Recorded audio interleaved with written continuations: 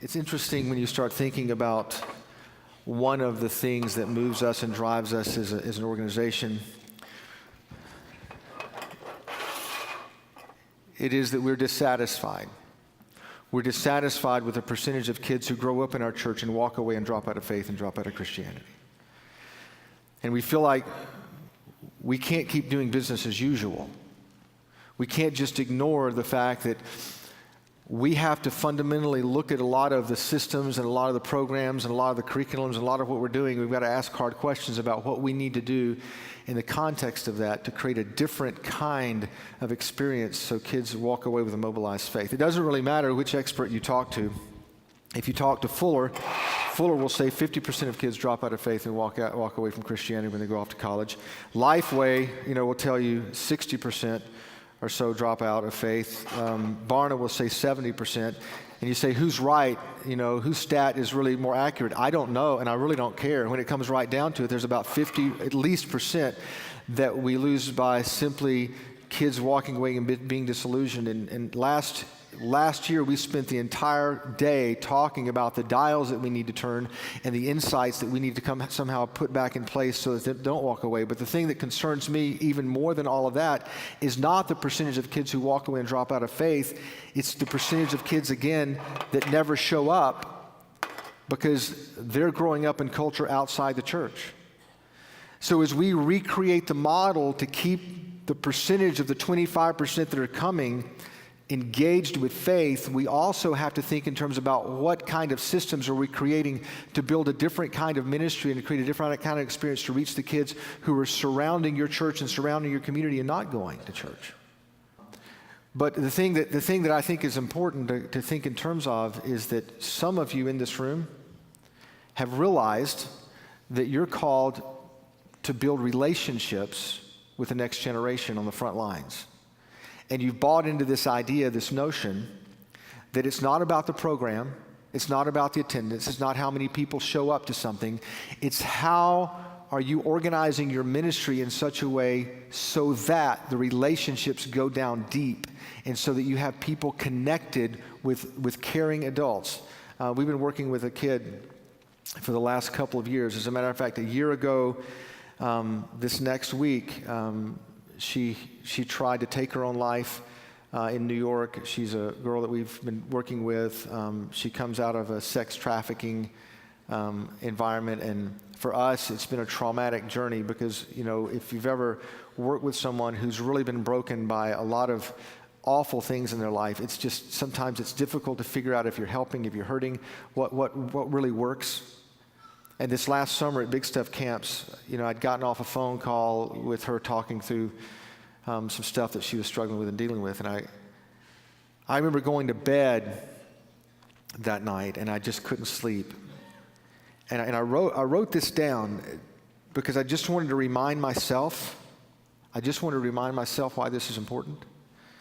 And I don't know if this will make sense to you, but this, at the core of why we show up to lean into you and to work with you and to talk with you at Leaders is this idea.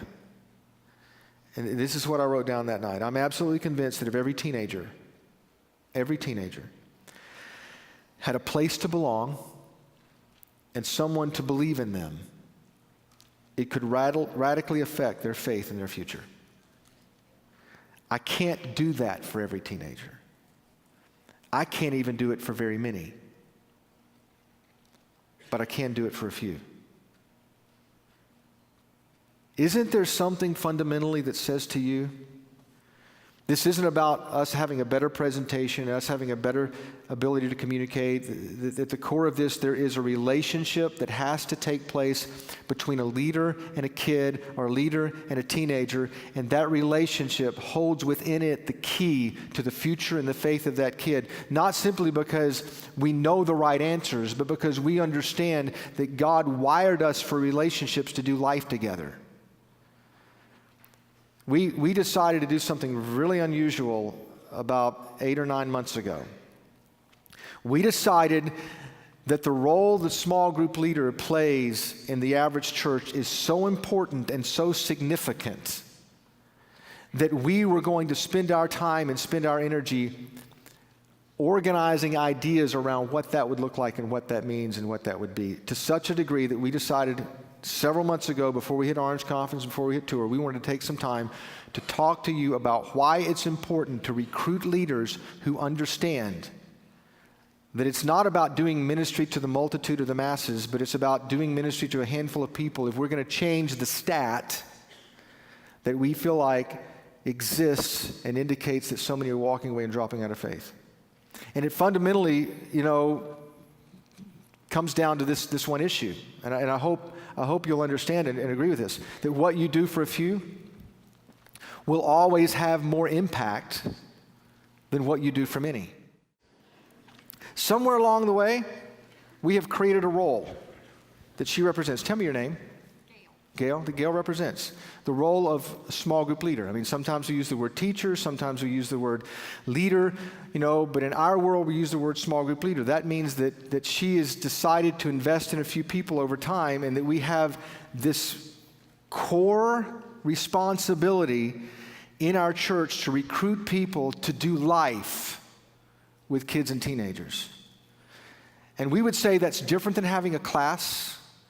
We would say that's different than teaching a lesson.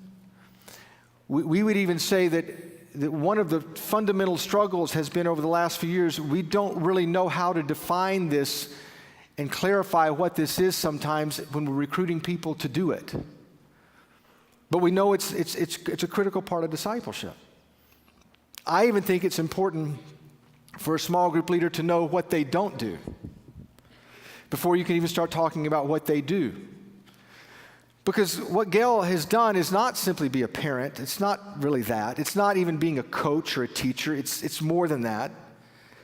It's not a counselor. It's kind of bits and pieces of all those things. And yet at the same time, not any of those things. And if I were to define this for you in a way where we could talk about it with all of our churches and all of our leaders and everywhere, I would say this about a small group leader. A small group leader is simply someone who's made a choice to invest strategically in the lives of a few over time so you can help build an authentic faith. To do something for a few, don't miss this, that you can't do for many. There's an irreducible minimum that you have to understand and recognize that you're able to accomplish certain things with, that if you get beyond that, if it gets to a certain size, if it gets too many, you can't accomplish the same kind of thing you can with a few. So in your church and in my church and in our organizations, if we're effective and if we're strategic, what we're going to do is we're going to reorganize all the time to reduce it down to the few that we can do ministry with and disciple with effectively.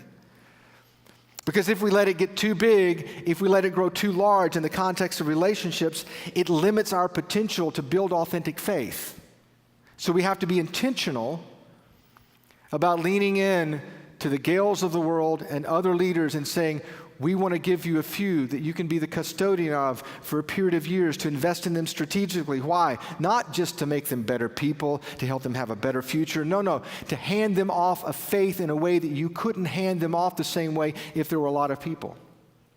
Again, the reason this is so important is because it means if you really believe this, and this is a critical part of making sure that the next generation doesn't just walk away, it means we've got to take a hard look sometimes at how we're organizing our churches and how we, do ministry. We've got to recognize that as important as the platform and as important as the big room and as important as the presentations and as important as all those things are, that those things should be steps to leading people in the context of relationships if we want faith to go deeper.